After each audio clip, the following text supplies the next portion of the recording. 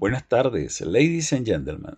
Bendecido domingo. Como siempre, damos gracias a Dios por todo lo que nos da. Le damos gracias por la salud, por el techo sobre nuestra cabeza, por el alimento sobre nuestra mesa. Le damos gracias por la familia, por los amigos, por el empleo, por los estudios, por los proyectos. Le damos gracias por su inmenso amor, por su paciencia, por su misericordia, por ese gran sacrificio que hizo para el perdón de nuestros pecados. Damos la bienvenida al Espíritu Santo para que sea Él el que nos dé el entendimiento sobre lo que estamos por aprender. Continuamos con el estudio del libro de Job. En esta ocasión veremos el capítulo 20, versículos 18 al 25, donde nos dice: restituirá el trabajo conforme a los bienes que tomó, y no los tragará ni gozará. Por cuanto quebrantó y desamparó a los pobres, robó casas y no las edificó. Por tanto, no tendrá sosiego en su vientre, ni salvará nada de lo que codiciaba. No quedó nada que no comiese, por tanto su bienestar no será duradero. En el colmo de su abundancia, padecerá estrechez. La mano de todos los malvados vendrá sobre él. Cuando se pusiera a llenar su vientre, Dios enviará sobre él el ardor de su ira, y la hará llover sobre él y sobre su comida. Huirá de las armas de hierro, el arco de bronce le atravesará, la saeta le traspasará y saldrá de su cuerpo, y la punta relumbrante saldrá por su hiel. Sobre él vendrán terrores. En la acusación de Sofar contra Job, éste creía que Job había sido un hombre rico y poderoso, que había explotado y oprimido a los pobres, y que ahora estaba sufriendo las consecuencias de sus acciones. De esta manera, Sofar acusó a Job de haber robado y explotado a los pobres, de haber robado casas sin edificarlas, y de haber sido un hombre codicioso y ambicioso. Según Sofar, la pobreza en la que se encontraba Job era un castigo de Dios. Por cuanto quebrantó y desamparó a los pobres, robó casas y no las edificó.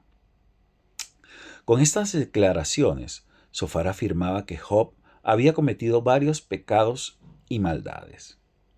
Esta era una acusación seria, ya que implicaba que Job había explotado y oprimido a los pobres, quizás mediante la usura, la explotación laboral o negociaciones injustas.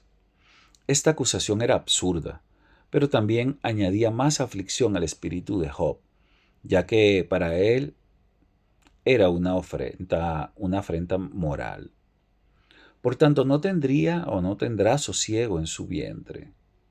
La otra conclusión a la que había llegado Sofar era que, como consecuencia de sus maldades, Job no tendría paz ni tranquilidad en su vida.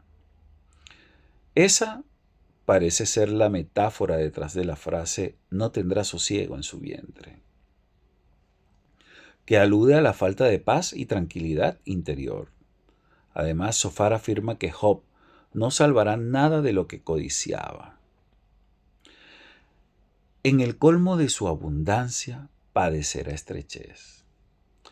Ahora Sofar se acuerda que Job ciertamente fue rico y próspero, pero que a pesar de su abundancia sufriría una gran pérdida y escasez. Según Sofar, esto sería un castigo por su supuesta codicia y ambición. Además afirmó que la corrupción de Job traería la maldad de otros, ya que la mano de todos los malvados vendrá sobre él. Sofar también añadió que cuando Job quisiera disfrutar de sus riquezas y comodidades, Dios enviaría su ira sobre él, donde dice, y la hará llover sobre él y sobre su comida. La ira de Dios sería como una lluvia que caería sobre Job y su comida, destruyendo todo lo que tenía. Es interesante esta manera de discurrir de Sofar. Al parecer, él no se ha dado cuenta de que está hablando con un hombre pobre y destruido.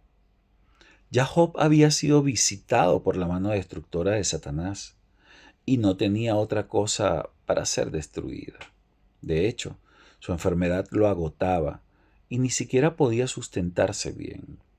Rudolf E. Honsi comenta esto diciendo: Pero según lo que dice Sofar, el malo no gozaría de esa prosperidad. En vez de eso, se vería en la miserable condición de sentirse constantemente insatisfecho. Y en medio de la abundancia, repentinamente le caería el desastre. Nuevamente nos preguntamos, ¿estaba Sofar hablando de Job? Huirá de las armas de hierro, el arco de bronce lo atravesará. Con esas palabras de una lengua de guerra, Sofar parece estar describiendo una escena de violencia y muerte, donde Job está siendo perseguido y atacado por enemigos armados. Esto se ve en la frase huirá de las armas de hierro. Además, describe a un guerrero que ala su arco y dispara su saeta, traspasando el cuerpo de Job y saliendo por el otro lado. Una vez herido mortalmente, la persona sufrirá un terrible y aterrador final, lleno de miedo y de angustia. Es notable que Sofar y los otros amigos parecieran haber olvidado cómo era Job antes de estas calamidades. Todas estas acusaciones carecían de fundamento, ya que Dios ya había descrito a su siervo Job como un hombre perfecto y recto, temeroso de Dios y apartado del mal. Y esto lo podemos ver en Job 1:1. Ninguna de estas acusaciones podía ser aplicada a un hombre que sufría por otras razones. Y esta es la porción que Dios prepara para el hombre impío. Por honor al tiempo dejamos esta enseñanza hasta acá. Mil bendiciones. Que tengan un excelente domingo.